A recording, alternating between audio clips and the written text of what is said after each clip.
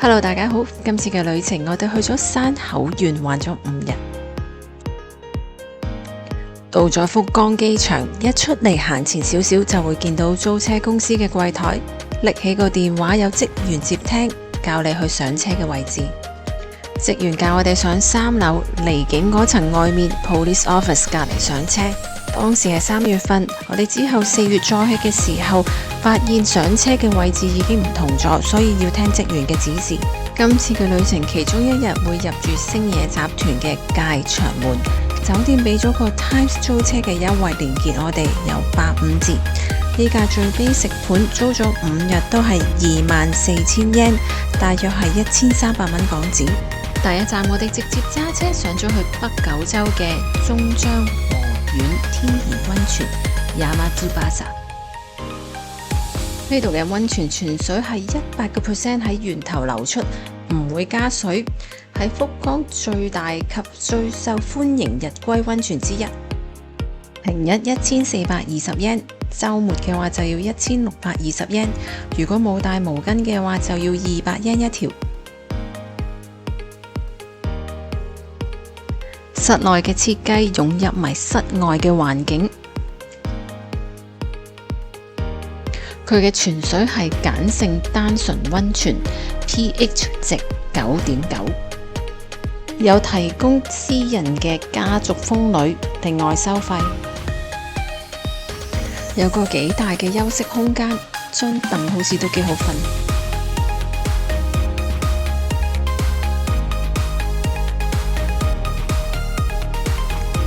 有個手信區，當然有溫泉必有嘅鮮奶同埋雪條賣啦。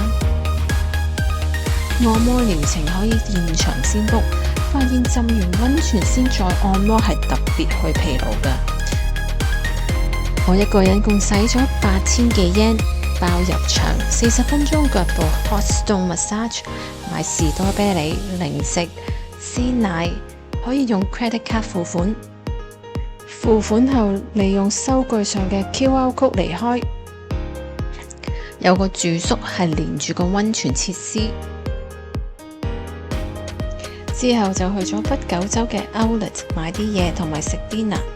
上次食嗰個老天多，可惜賣晒啦。今次叫咗呢個大拖羅就麻麻地啦，未溶晒雪，仲要貴啲。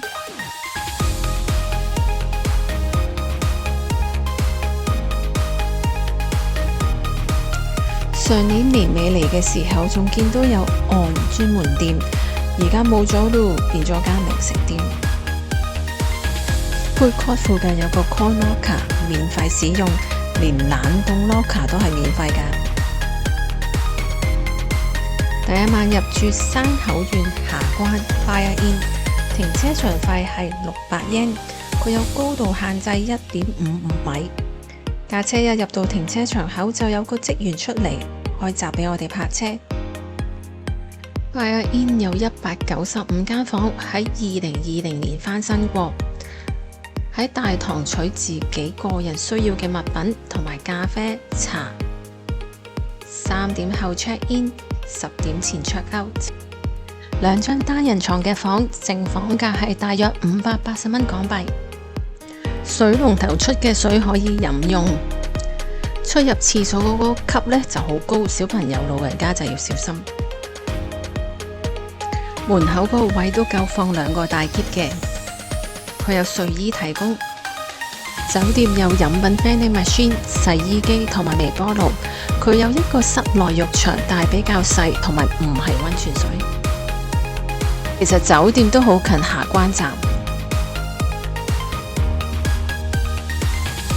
塘戶市場嘅小食店同埋壽司攤檔只會喺星期5、6日及公眾假期開。今日星期一只有1、2間嘅賣河豚魚生同埋手信鋪有開。行咗幾分鐘過去餐廳嗰邊食嘢。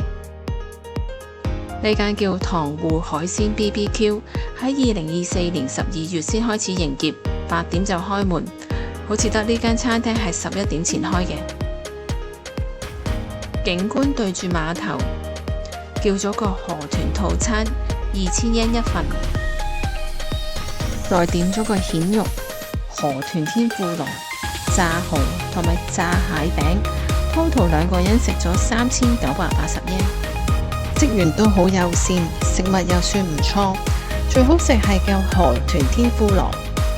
餐廳樓下就係燦養豐源，全日本都有分店。呢杯蜜糖雪糕900yen，雪糕夠滑，有奶味，溝蜜糖好好食。買滿2000yen有免費泊車，但張飛只可以喺店鋪嗰邊個停車場用。我哋今次泊咗喺塘戶市場嗰邊用唔到，但係唔緊要，旅程最後嘅一日我哋會再嚟，到時先用。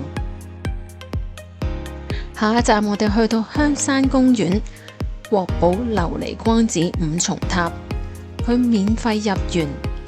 五重塔喺1442年興建，係山口市唯一文化遺產。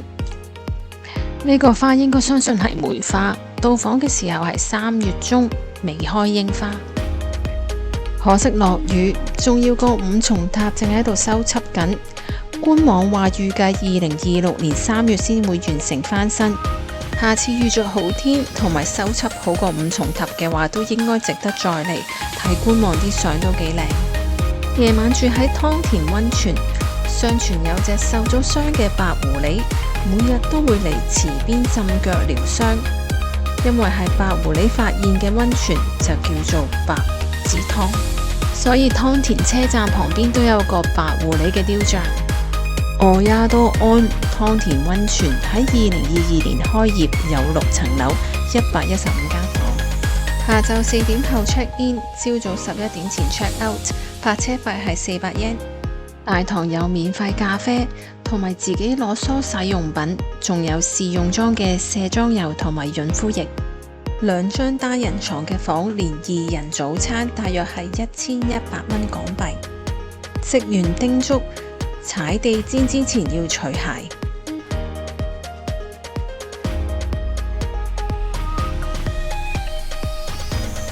富現代感嘅設計。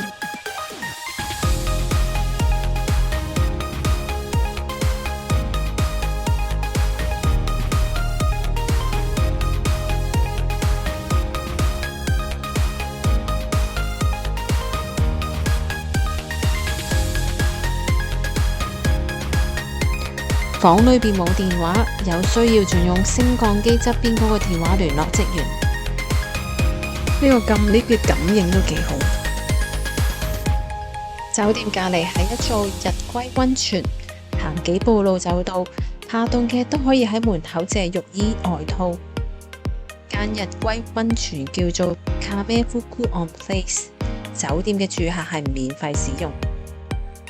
湯田溫泉嘅天然湧泉，每日泵2000噸嘅泉水，係山口縣最大嘅泉源，鹼性單純溫泉 pH 值係9.01，源頭流出嘅泉水唔會加水加熱，泉水有少少黏嘅軟水，被稱為美膚熱水。男士浴池設有桑拿浴室，而女士嗰邊呢就有岩盤浴。私人浴池嗰邊都係源頭嘅溫泉水，每個鐘3500yen。有一間幾大嘅手信店，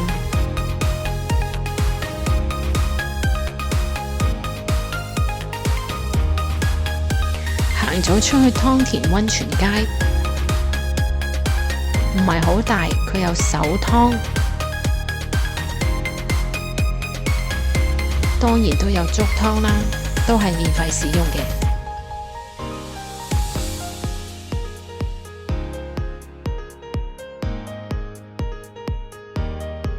湯田溫泉水由源頭流到去呢幅圖入邊嘅唔同地點，我哋嘅住宿就係圖入邊嘅3號。夜晚喺長洲屋食飯。山口縣其中一款地道菜就係瓦片蕎麥麵。Tabulok 3.4分 ，Google 得3.2分，一人份嘅瓦片蘇巴要1660yen。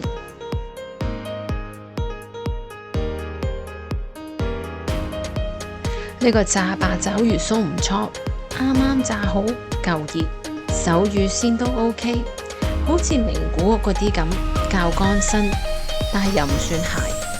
串燒就麻麻啦，尤其是嗰個雞皮一啲都唔脆。據說源於西南戰爭期間，啲士兵用石屋頂嘅瓦片嚟煮野生植物同肉類食，底部嘅蕎麥面係脆嘅。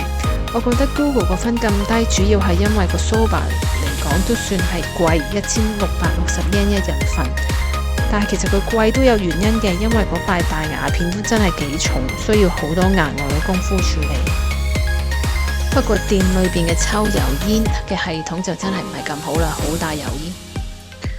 晚飯之後，我哋行去斜對面嘅白湖的足跡，佢係2015年開業，入邊有遊客資訊、coffee shop、藝術廊同埋粥湯。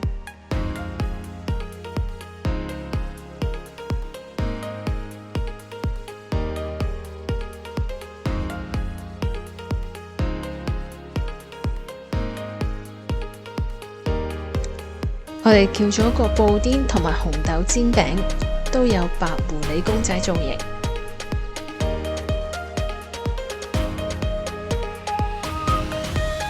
可以一邊浸腳一邊食。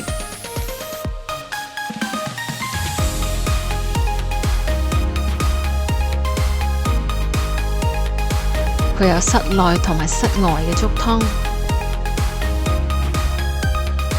粥湯係200 yen 一個人，唔需要加錢，可以着佢嘅日式服裝，但係個人覺得唔係好靚。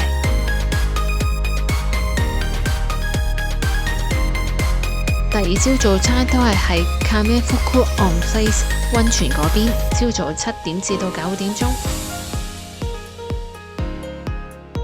我哋嘅房價已經包埋早餐，如果冇預早訂到嘅話，就每位1870 yen。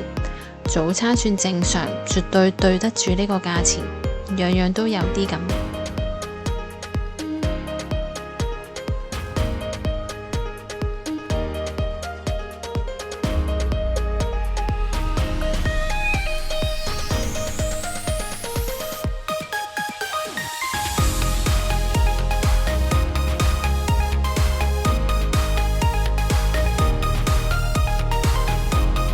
今日朝早嘅天氣都係差，落緊雨。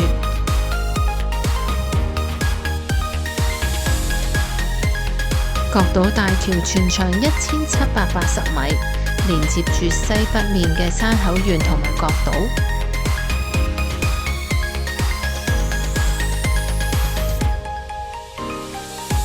角島上邊都有幾個景點，例如有個150年歷史嘅燈塔，可以俾遊客行上去觀景台。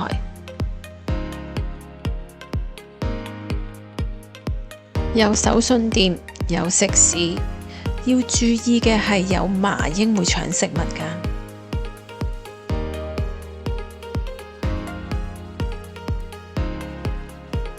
午餐喺哈利路亞餐廳，食物算正常，而景觀呢就好好，飽覽角島大橋。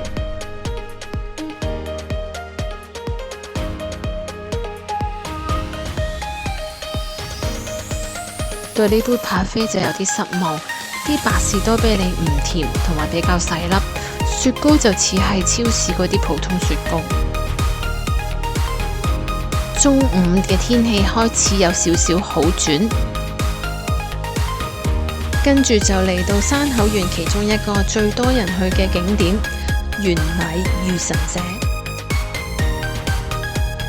位於山口縣嘅北面，對住日本海。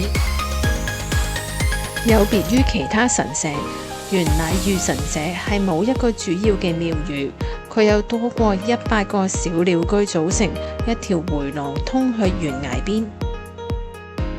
見到一個當地人掉一個5 yen 嘅硬幣入去鳥居橫梁兩隻白狐狸中間嘅木箱，入咗。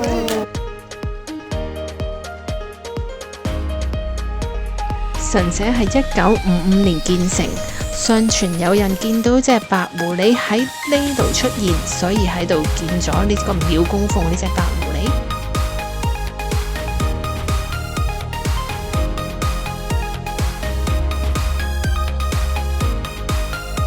之後我哋揸車去星野界場門，係我哋呢個旅程嘅重點之一。多謝大家收睇，我哋喺山口縣下集見，拜拜。